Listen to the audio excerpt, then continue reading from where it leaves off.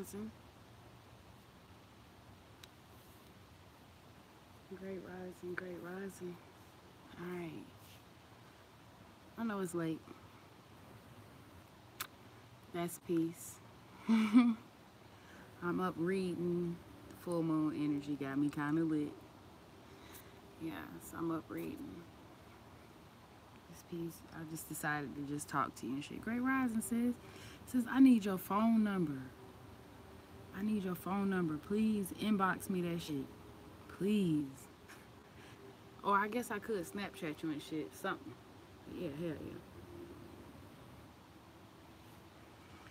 Anyway, yeah, I was just sitting here thinking about reading again.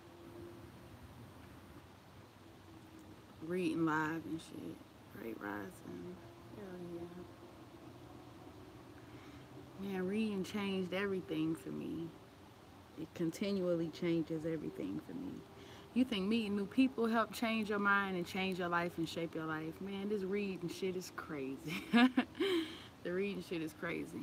So right now, though, yeah, because I'm going to start reading to y'all. Just to promote literacy, you know. Motherfuckers will turn the TV off. Some motherfucker comes in the job and be like, you heard that new J. Cole? Was it K.O.D. or some shit? I don't know. I'm like, yeah, me and the King tried to listen to it for a minute, but we ain't get through too much of it. They like, oh yeah, that shit hard. Like, it was cool for what it was, but I mean, it wasn't all that. He looked at me like I was speaking fucking Spanglish. I'm like, consider this. If I fasted from radio and I fasted from TV for 3 years, is it worth coming out of retirement? Like, is it worth it? He like, yeah, you right. Exactly. Exactly. Anyway, to fast from TV, to fast from radio, and to fill that time with books, the entertainment, that's a lot of edification. So tomorrow's God, that's what I'm reading now. How can I describe tomorrow's God? Let's say man sat down with God as they serve God, you know, the way they tell us God is. The stereotypical God. If man was to sit down with the image that we have of God and have a conversation with God about who God really is, about how God really is. Does that make sense? And over the course of the conversation, God pretty much tell you that you're the God. Anyway, yeah, it's a dope read. Tomorrow's God, Neil Donald Walsh, Our Greatest Spiritual Challenge. Hold on. Yeah. Part 1, The Greatest Blasphemy. Hold on. Let me get this wedgie out. Hold on, then we're going to be able to read. Hold on. Oh, shit. Got to keep it sacred. Hold on. Ooh. You a 22? Pew, pew, pew. Auntie ain't got no sense. Alright. Alright. I'm focused. Part 1. The Greatest Blasphemy.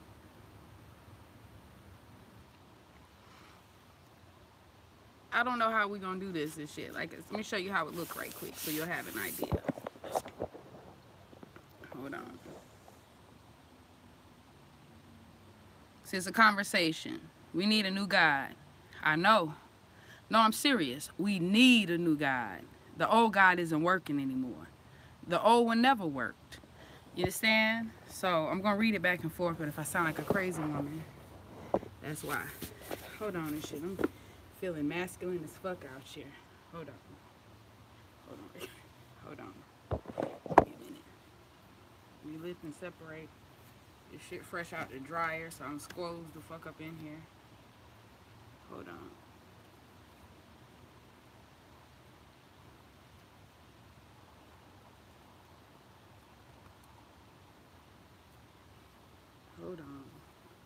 goodness. Feeling better already.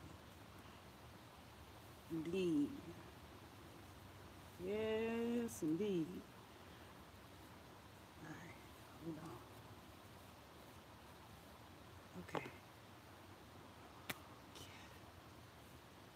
For real. Breathe again. Alright. Alright, we ready? Alright, so we need a new guide. Y'all never mind this incense. This is not real weed. This is a prop. Okay? This is a prop. Alright, here we go.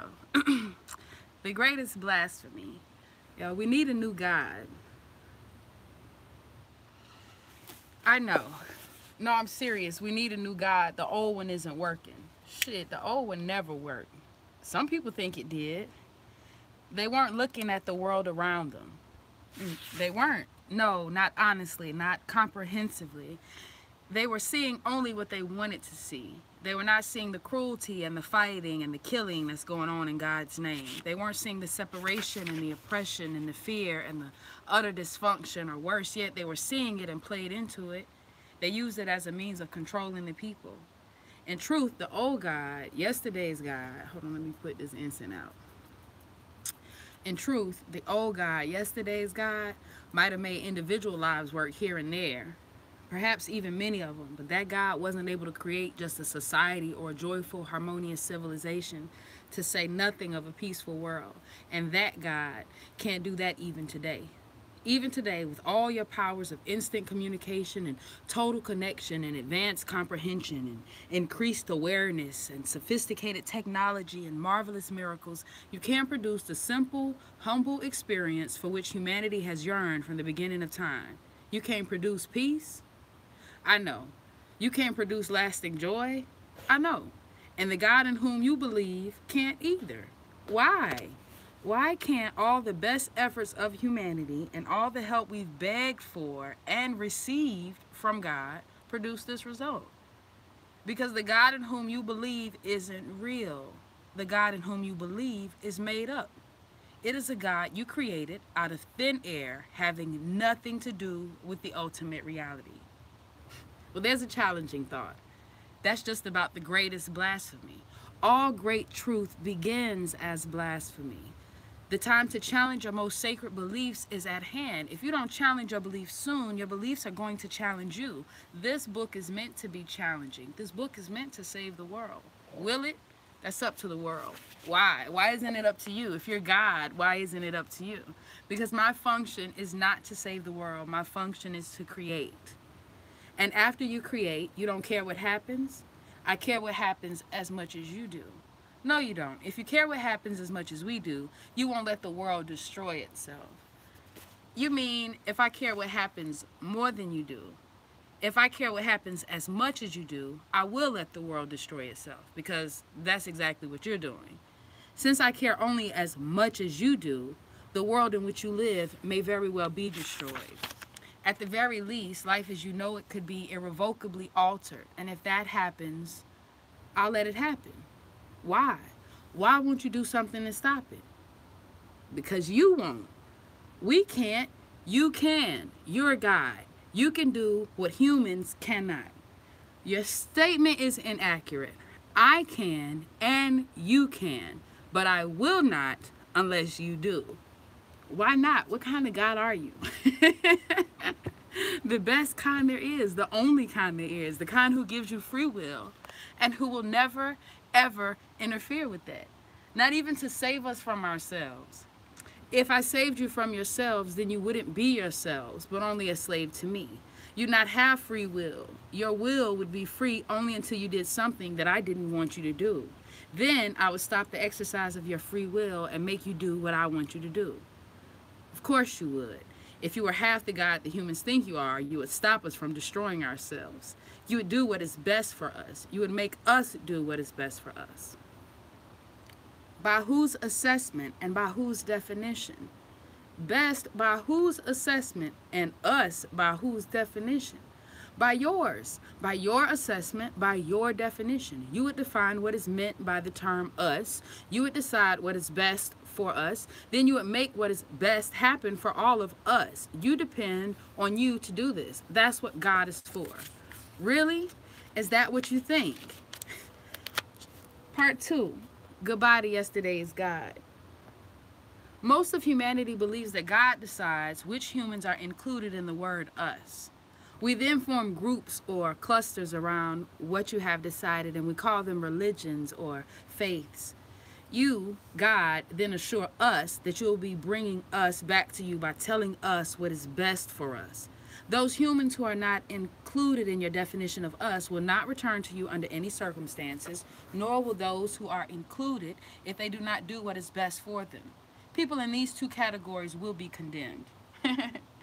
All right, let's cover those two categories again. Those humans who are not included in your definition of us will not return to you under any circumstances, nor will those who are included if they do not want what is best for them.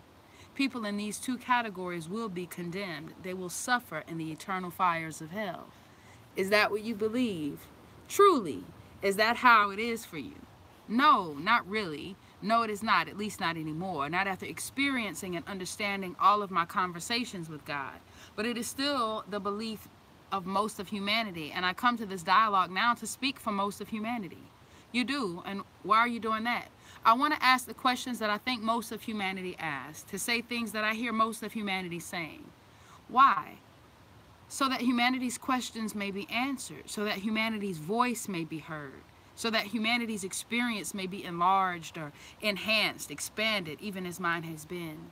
So that joy may be abound and peace may prevail upon the earth, even as joy abounds and peace prevails in my soul when I am in the highest place. You want to give to humanity the gift that you have been given? Yes. Why? Because I want to continue to receive the gift that I've been given. And the best way I know how to do that is to give it away. Giving your gift away causes you to continue having it?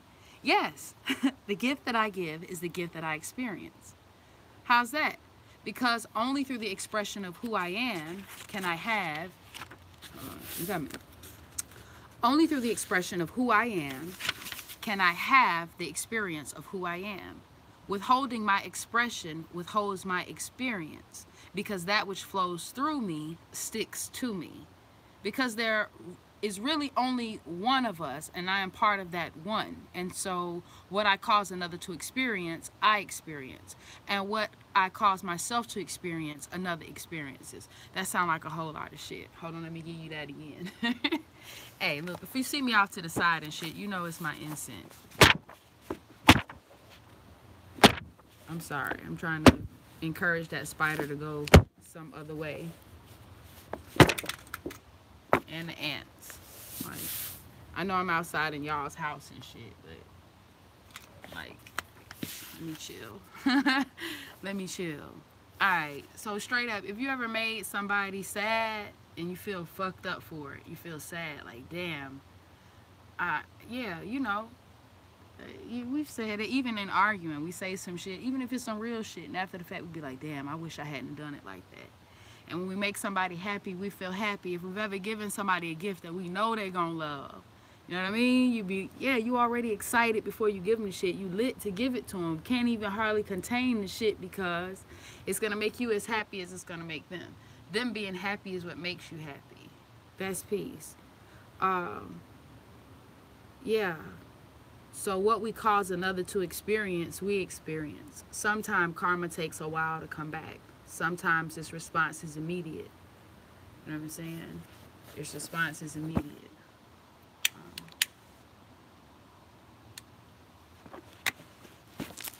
Great rising, y'all. Great rising. All right. So what I cause another to experience, I experience. And what I cause myself to experience, another experiences. That's the same shit. When I'm in pain or when I'm sad, those around me feel that also. We so connected and shit. To be so divided, shit, we're so connected. All right. Because what I cause another to know, I know. And what I cause myself to know, another knows. Because what I cause another to receive, I receive. And what I cause myself to receive, another receives. Similarly, what I withhold from another is withheld from me, and what I withhold from myself is withheld from another. For I cannot give what I do not have, and I cannot have what I do not give. Only through the giving of something can I experience the having of it. Without the giving, the having is not experienceable. Giving transforms having into being. I can imagine myself as having creativity, but only through the giving of my creativity to others can I experience being creative. I can imagine myself as having abundance, but only through the giving of my abundance to others can I experience being abundant. I can imagine myself as having love, but only through the giving of my love to others can I experience myself as being love.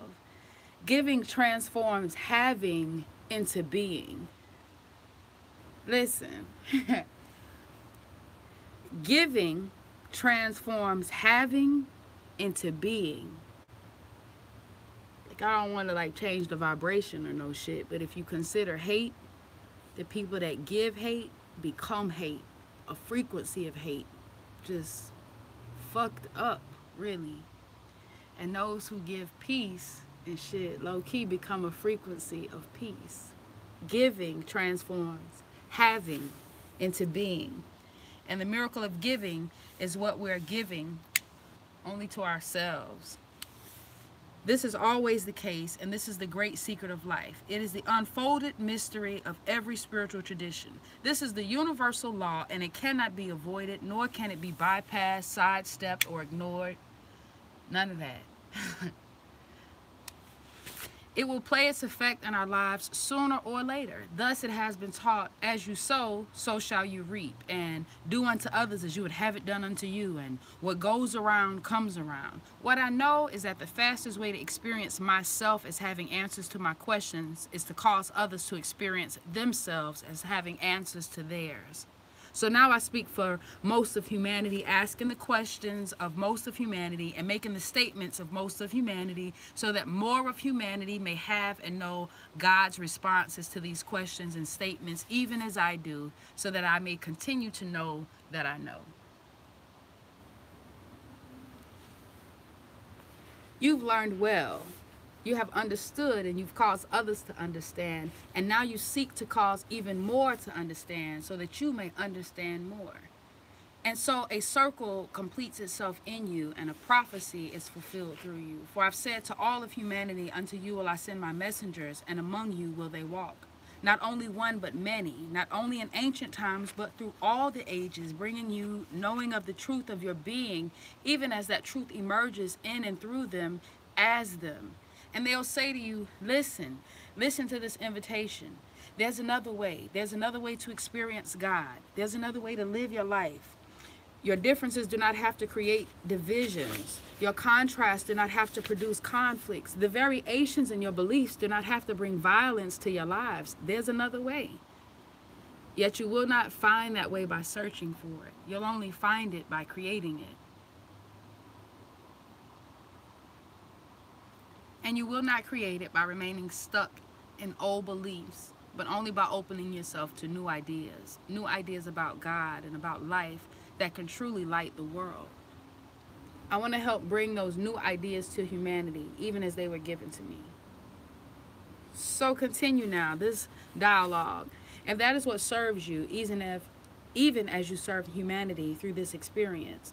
For in this dialogue, I'll speak to you of tomorrow's God, who will be different from the God of your yesterdays in many important ways. I will also speak to you of a new spirituality, a kind of spirituality that will allow humans to express their natural impulse to seek and to experience the divine without making each other wrong for the way in which they're doing it and without killing each other in the name of it. I'll describe how this new spirituality will play its effect when overlaid upon the experiences and constructions of your human society, specifically in the areas of religion, politics, economics, business, commerce, education, relationships, and sexuality. There's much more to explore in our conversation, so yes, let us continue.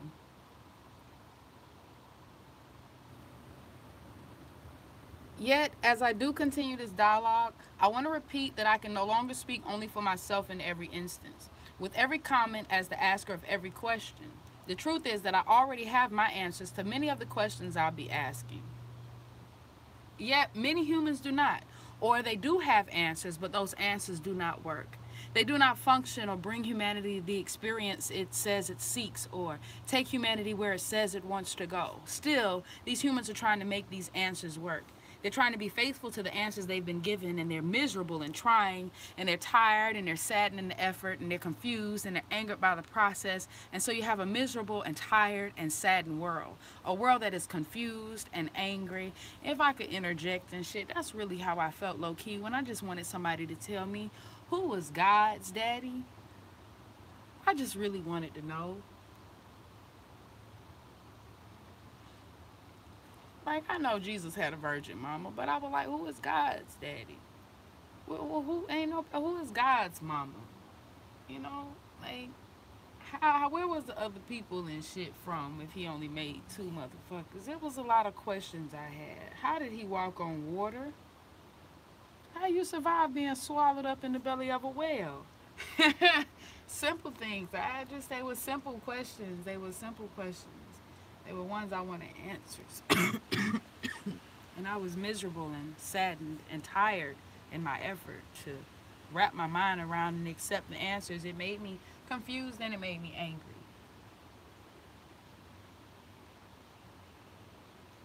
The cow jumping over the moon is not real, but the man walking on water is. I struggled with that. This is evidenced all around you. Now you have a choice. You can see this, announce it, and declare it, or you can deny it. I choose to see it, announce it, and declare it. I think it is time to say what it is, so I think it's time to talk about it in very real terms, very openly and directly, to look at the issues and to look at the problems and to look, most important, at the solutions. Good.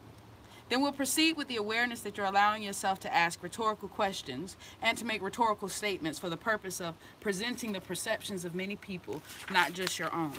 Thank you. And so to get back to where we were, it is the perception of many people on this earth that your job, God's job, is to tell human beings what is best for them. You tell us what's best for us, and then it's up to us to do it or else. This is a simplified restating of one of humanity's sacred and holy beliefs. Oh shit. Fact. You agree? That's what I learned about God. That's what I learned about Jesus. It's your job to tell me what's best for me,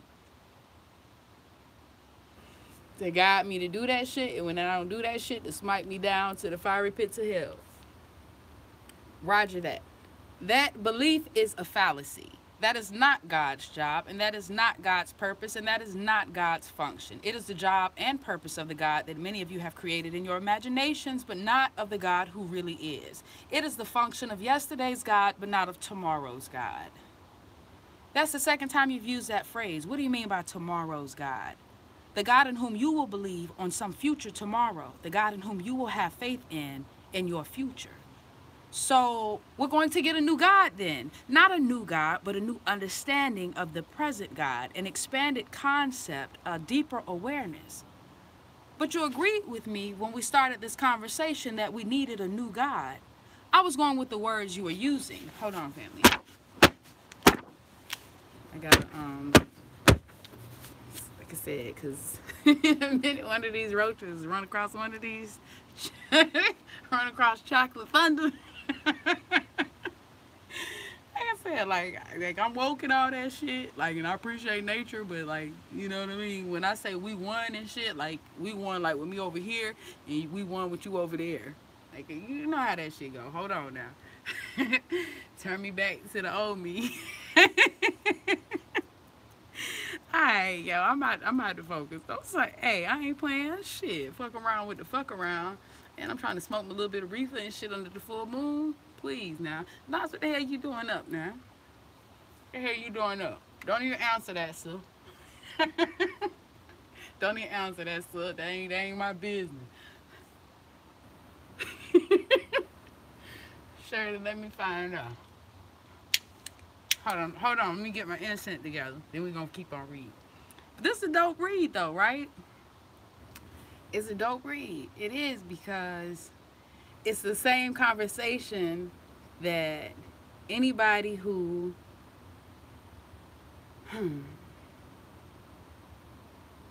well, damn. It says it in the book, and it's crazy because Sika was live on Facebook earlier talking about the same thing. We can only reflect our own where we stand, you know. When we teach and when we preach, we can only reflect where we are in our enlightenment. I can't take you a place that I haven't been. I can't direct you on how to fuck to get around Paris. I never fucking been there. But I can tell you how to get around this block though. I can tell you Moreland Avenue like the back of my hand. You know what I'm saying? Uh, we can only show you what we know and what. Hey, this is peace though. So those of us who have learned to love one another despite our differences, those of us who have learned to focus on our similarities, those are the ones of us that are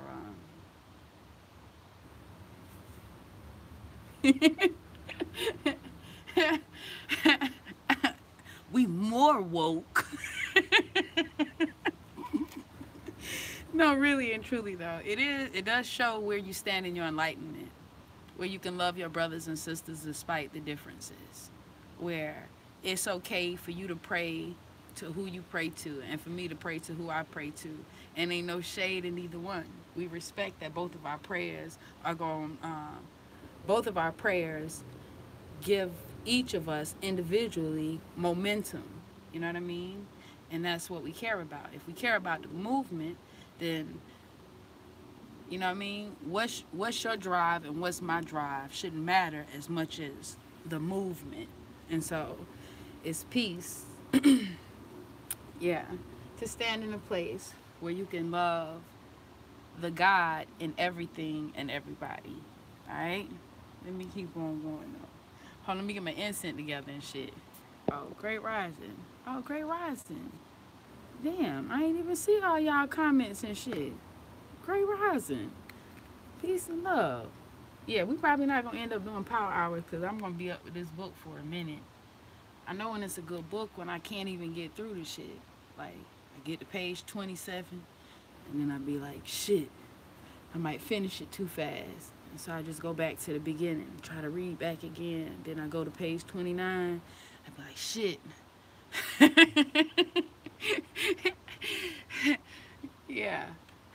It's how I make a book last a long time. But anyway, this is one of those where, like, damn it. If I could read to someone, it would help me get through it because they're going to be like, you got to go past page 32, you know.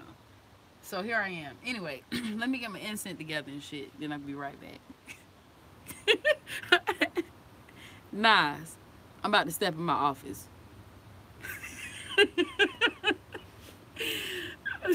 I know somebody new gonna be like, this young lady ain't sacred. This young lady is high as a kite.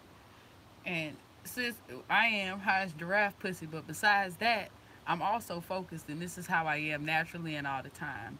Great rising, great rising. Mm-hmm. The king said, I'm gonna take a nap while you at work, babe. That way when you get home, I have enough energy to get up with you. And they passed the fuck out, him and the children. They went to sleep on the family movie. So I'm up dolo. Y'all fucking with me? Cool, cool. I'm coming, I'm coming.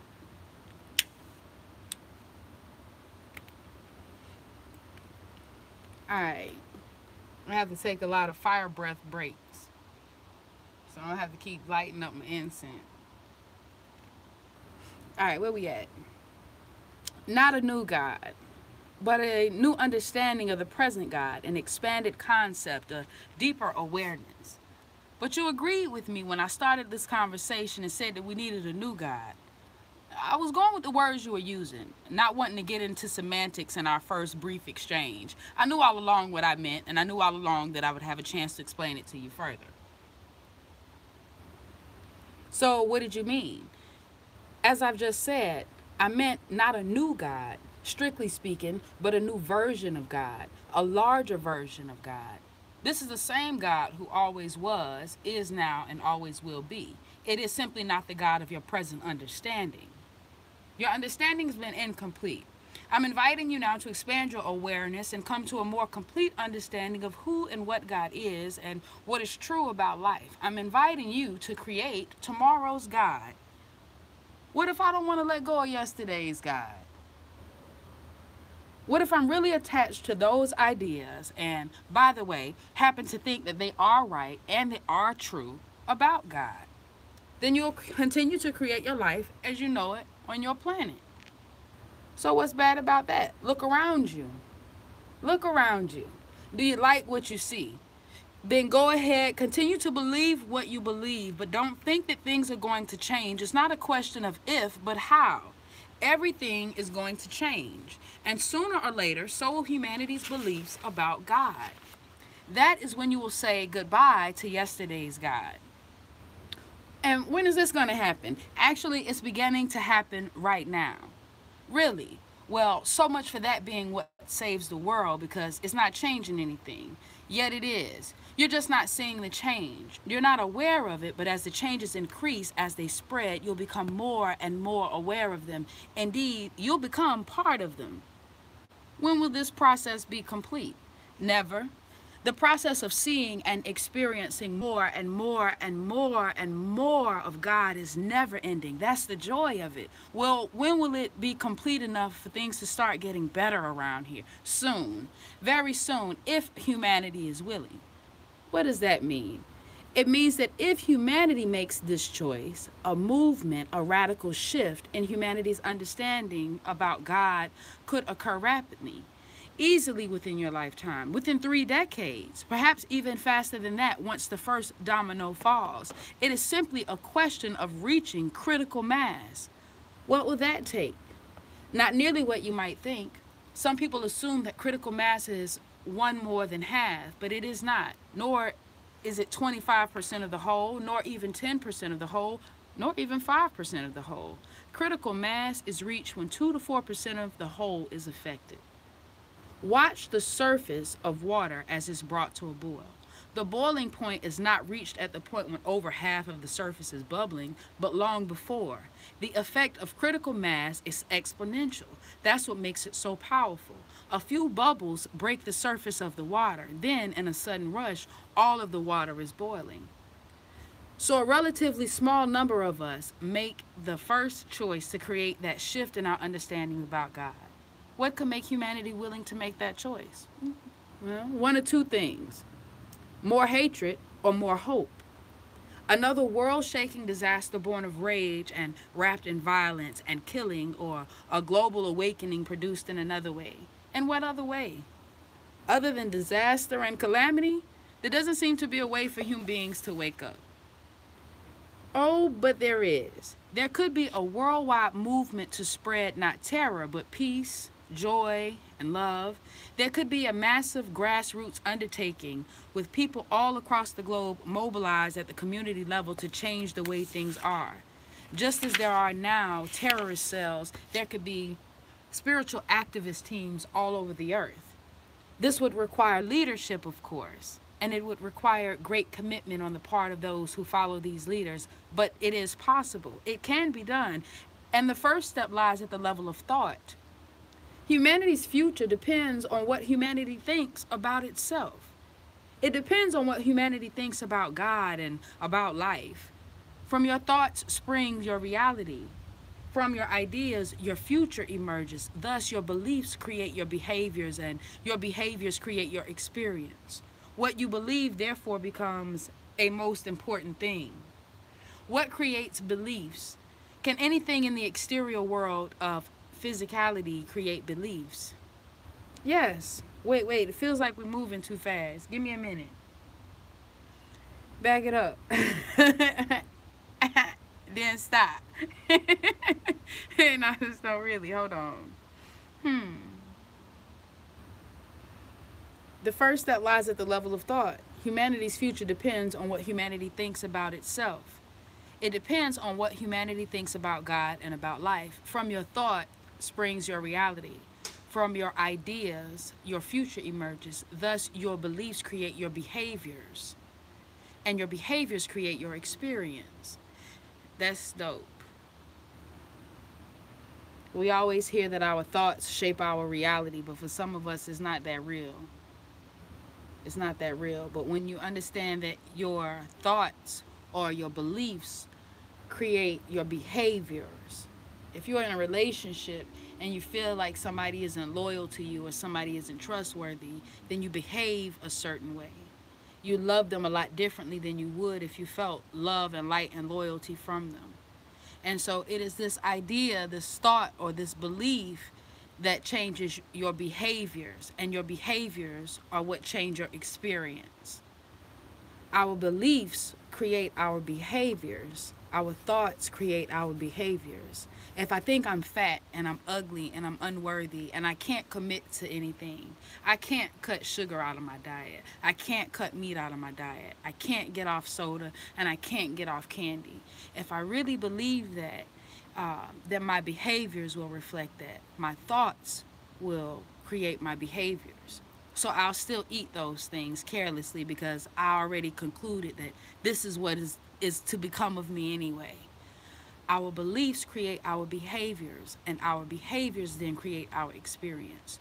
What you believe, therefore, becomes a most important thing. What you believe, therefore, becomes a most important thing. That is why it is unavoidable, because there's a middleman. It's not just from brain to experience. It's from brain to behavior, from thought to action to experience. What you believe, therefore, becomes a most important thing. What creates belief?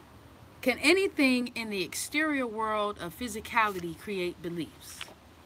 Yes. What? People. People can. People in your exterior world can create interior spiritual events, first in themselves and then in others. Many have done this. This is what you are doing now. This is what all of humanity can do. But how? How can we do this? That is the golden question. There are many ways in which one may begin. Name one. You are holding it in your hand. Part 3. We're going to read part 3 and then we're going to wrap up for the night, because it's brick ass cold out here. All right.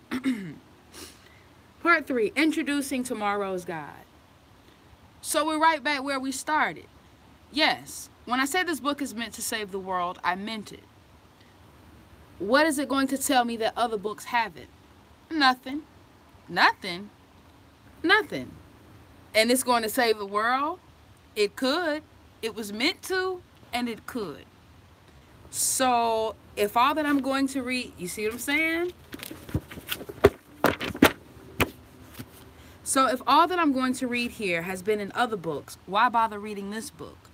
The world is on the brink of disaster, and all of the stuff in the other books hasn't helped. Correct on the first count, incorrect on the second. All the stuff in the other books has helped humanity stave off disaster in the past. The world's esoteric wisdom has helped it correct its course before, and it can do so again. But that wisdom must now be expanded to take into account humanity's expanded possibilities for self-destruction. Education is the key. It is the most powerful tool you have. Educate everyone. Tell everyone about God and about life. Eliminate illiteracy, then eliminate functional illiteracy, then eliminate spiritual illiteracy. What is required is nothing less than a new worldwide communications network, a new worldwide message from humanity to humanity itself. The more you know how to destroy yourself, the more you need to know about how to save yourself. It is time now to expand your base of knowledge of God and of life, to grow in your understandings, to increase your awareness, and to enlarge your consciousness. Wait a minute. That's peace. And Eric, I love you. Thank you for the read and shit.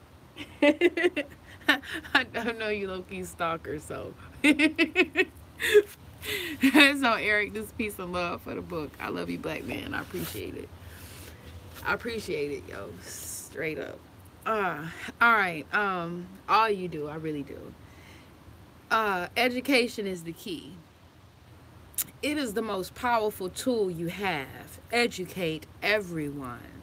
Tell everyone about God and life. Eliminate illiteracy. Then eliminate functional illiteracy. Wait a minute. Damn it, man.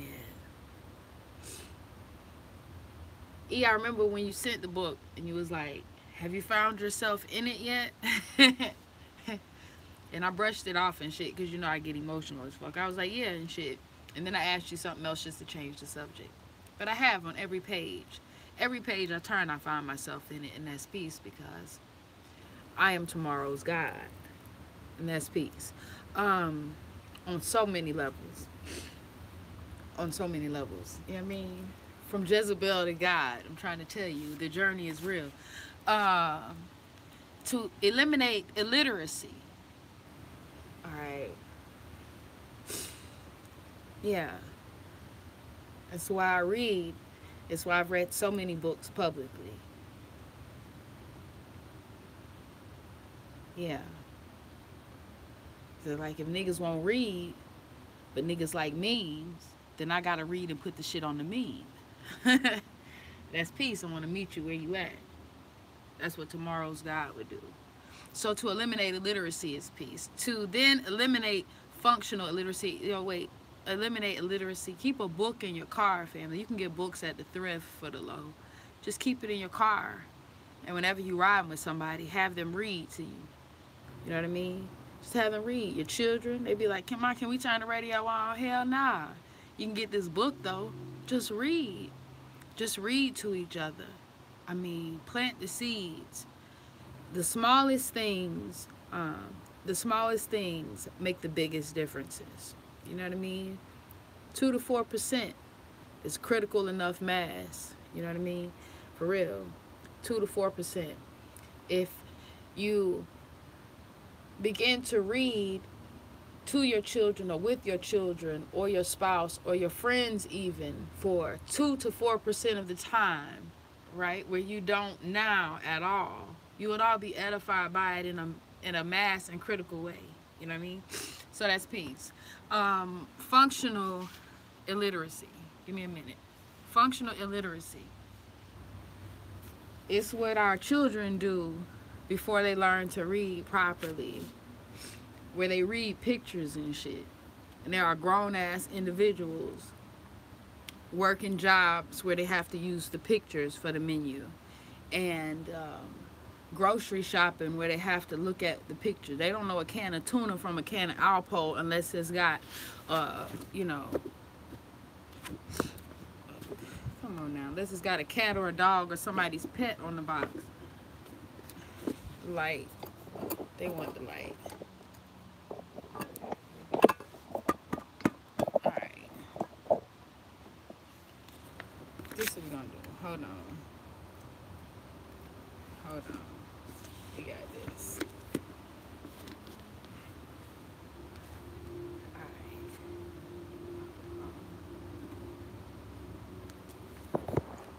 Hold on.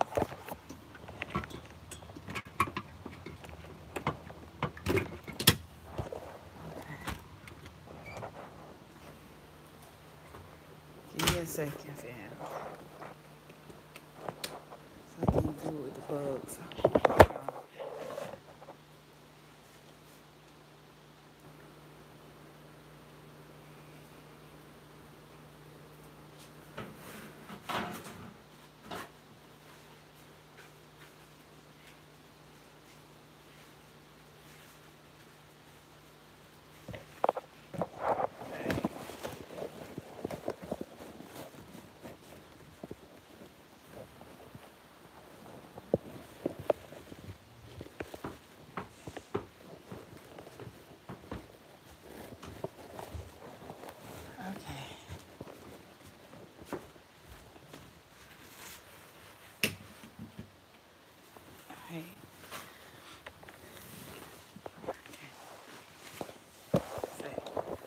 Here we go. Let's get it. Okay. ready? Hold on. Cool. Almost, family. I'm almost ready.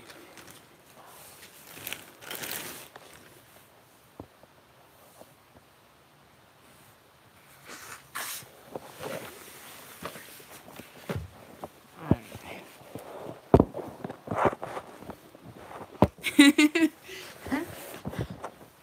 Just charge it.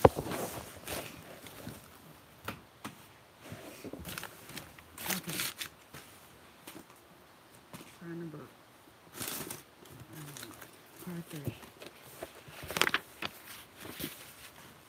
Okay.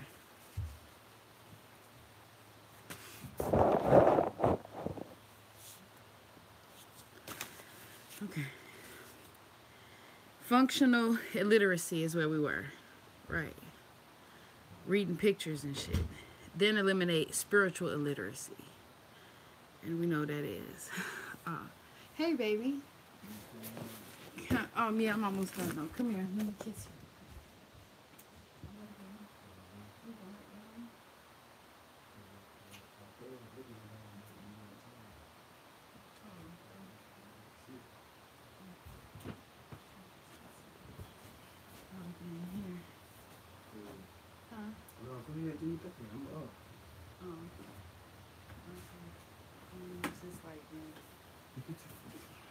Oh, yeah, this is fine because I'm right here. Right? It's fine. It's fine. Okay. All right. What is required is nothing less than a new worldwide communications network, a new worldwide message from humanity to humanity itself. The more you know about how to destroy yourself, the more you need to know about how to save yourself. It is time now to expand your base of knowledge of God and of life, to grow in your understanding, to increase your awareness, and to enlarge your consciousness. It is time to move from the old spirituality to the new spirituality, to let go of yesterday's God and to embrace tomorrow's God. That is not going to be easy. People don't like letting go of the old for the new. So let's make it clear one last time that what we're talking about here is not a new God, but a new experience of the old God. Sometimes it takes a new saying of an old truth, a new sharing of an old wisdom for that truth to be heard and for that wisdom to be understood. All the truth and all the wisdom that I will share with you here have been shared before. Every so often in human history, your ancient understandings have been restated for modern times. Thoughts previously expressed have been expressed again in a new and expanded way. Abraham did this, Moses did this, the Buddha did this, Jesus did this, Muhammad did this, Baha'u'llah did this, Jalal ad-Din Rumi did this, Joseph Smith did this. Many masters and many teachers and known and unknown have done this and done this and done this, and many are doing it today. Okay, but what if I say that my old ideas do not include any belief in God at all? What if all I think this is just talk about God and it just turns me off and makes me frustrated or takes me to a place in my mind in which it has any meaning or reality at all? Tomorrow's God will not require you to believe in God. He won't? No, she won't.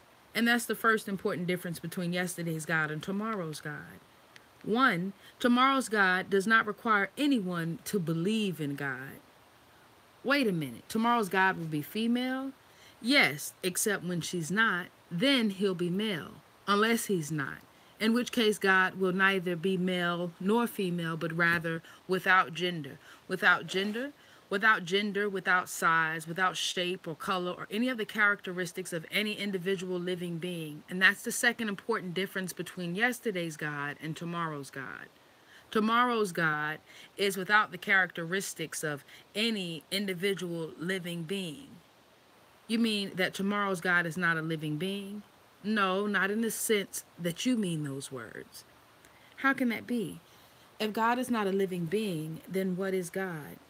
Well, now that's what this conversation is going to be all about. But let me tell you a story. A woman steps onto a balcony late one night to gaze at a diamond-filled sky, tears in her eyes, seeking answers to her questions, healing for her breaking heart as she searches the heavens. She feels alone, desperate. God, she says, if you're here, show yourself to me. I can't go on like this anymore all alone. Abruptly, a shooting star streaks across the velvet sky. The woman's heart stops. She can't believe her eyes. Now I have a question for you. Was that God? Yes, I believe it was God who made that happen. No, I didn't ask you if it was God who made that happen. I asked you if that was God happening. Well, I don't know how to answer that. It could have been a coincidence. And what caused the coincidence? Well, I would say that God caused it. But then we're back to a definition of God that states that God is the cause of things, not the things that are caused. Do you suppose that God could be both the cause and that which is caused?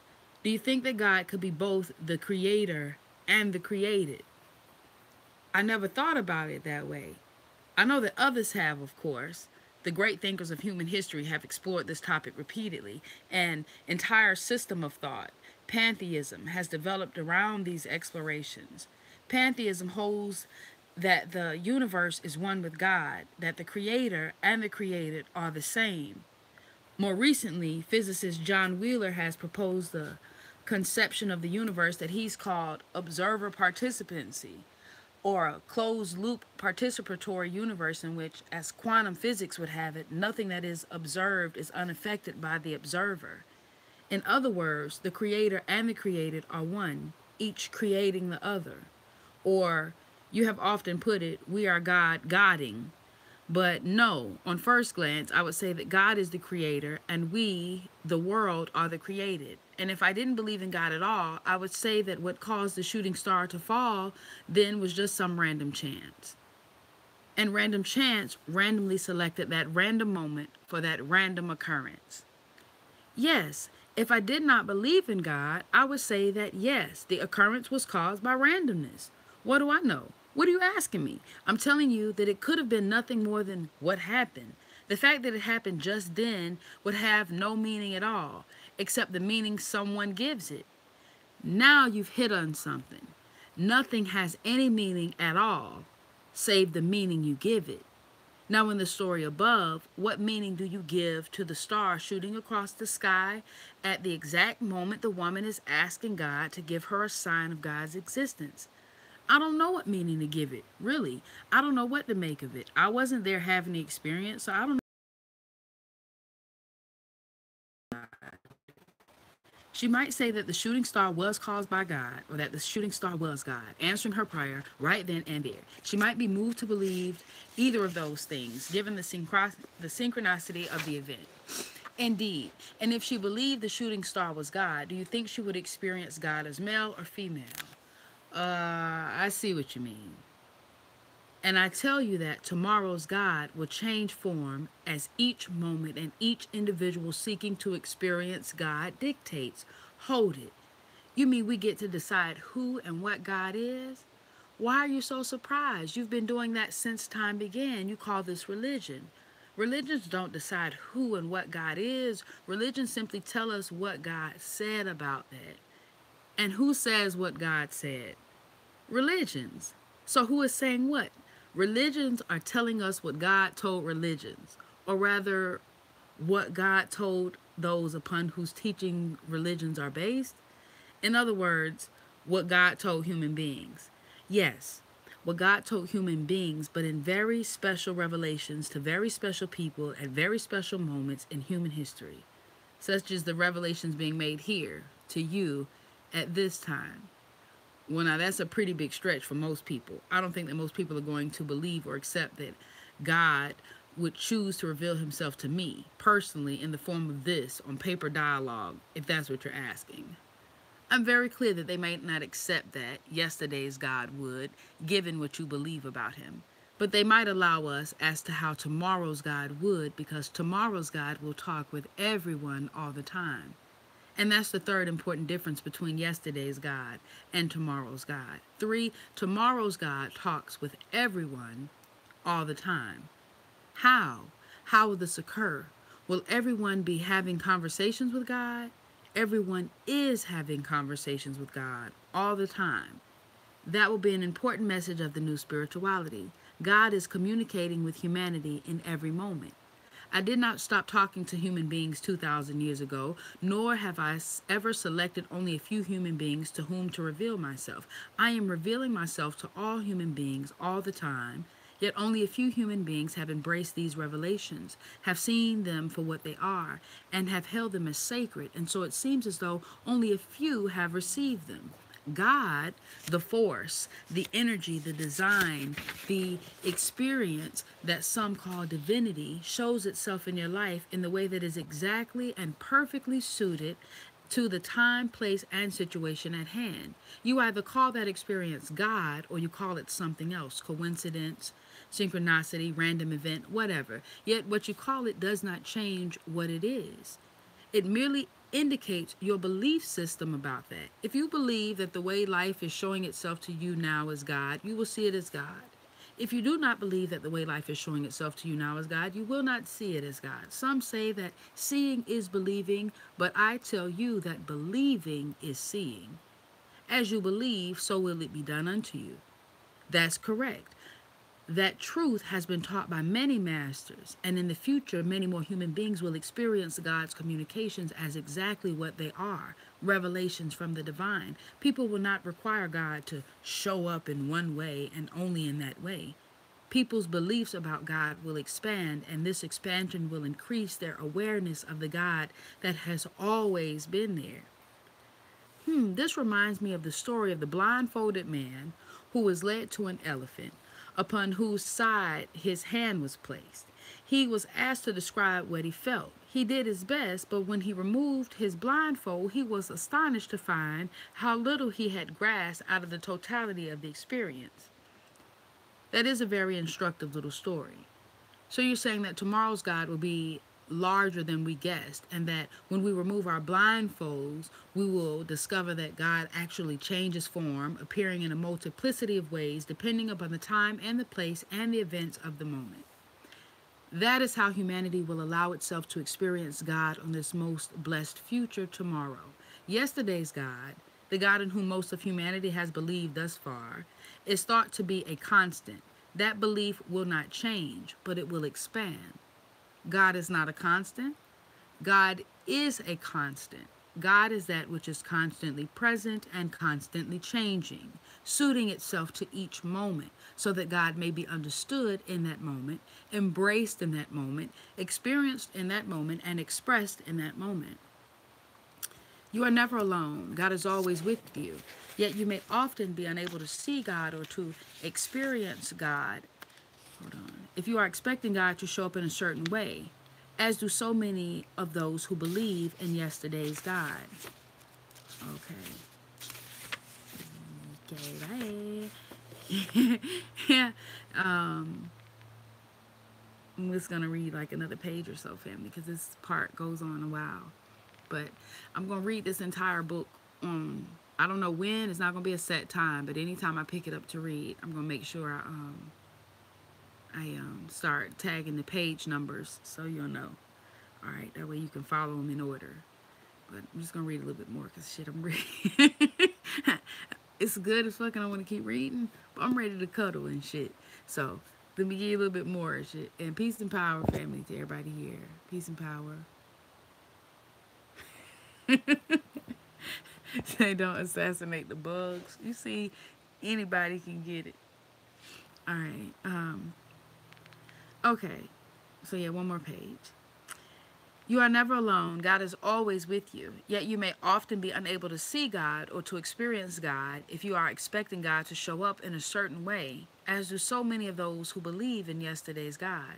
There is no limit to the ways in which God may show up. Many humans have attempted to place limits on God, but have, as a result, only placed limits on themselves and on their ability to see and to experience God. On your yesterdays, you have believed in a limited God On a blessed future tomorrow, you will begin to believe in a limitless God who can appear in any form, under any circumstances, to any person, and indeed to all people in all places all the time. In truth, this is what is going on right now, but you do not believe it. On that blessed future tomorrow, you will believe it, and then you will see it. On what future tomorrow? When will this day come for me? On the day that you select. I don't know what that means. Come on, help me out here. I've been praying for peace, searching for truth, seeking enlightenment for decades. My species has been doing so for centuries and millennia. When will I find it? What will cause me to do so? Whenever and whatever you choose. What I choose to be the cause will be the cause. That is correct. You may choose the cause to be some exterior calamity, or you may choose it to be some different kind of event. What you choose will be what you use. You could even choose to use this dialogue, this book that you're holding right now in your hands, to be the cause of your awakening. Many people will. Each of you will use something in this life to wake yourself up, and each of you will wake up.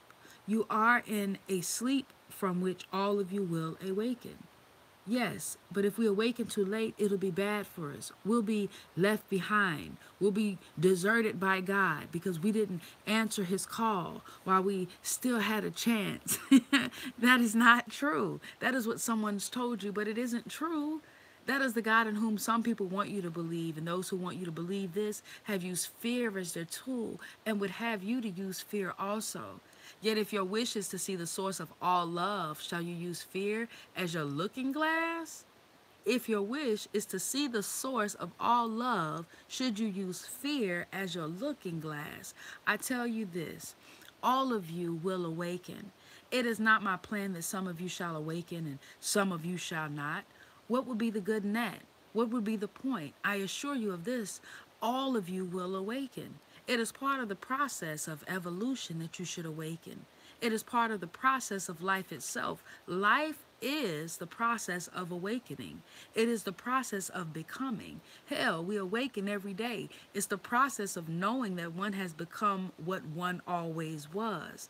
It is the process of rejoining the inseparable, and that is not a process of actual rejoining, but is simply knowing again that separation never occurred. Let me repeat that, because it is extraordinarily important, and it is a theological linchpin of the new spirituality. Life is the process of awakening.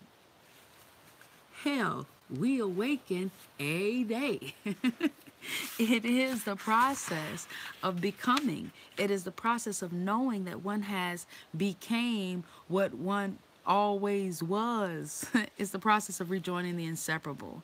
And that is not a process of actual rejoining, but of simply knowing again that separation never occurred. All right. So I'm picking up on page 32 when we do pick up again. Page 32. That's tomorrow's guide. That's my shit right there. Yeah, buddy. We're going to see if we can get it in. All right. I love y'all. Don't look for me at power hours, because this is all the power you get in this hour. But we'll be together for the ritual at 9 p.m. At 9 p.m. in all white. At 9 p.m. in all white. I love you. Good night.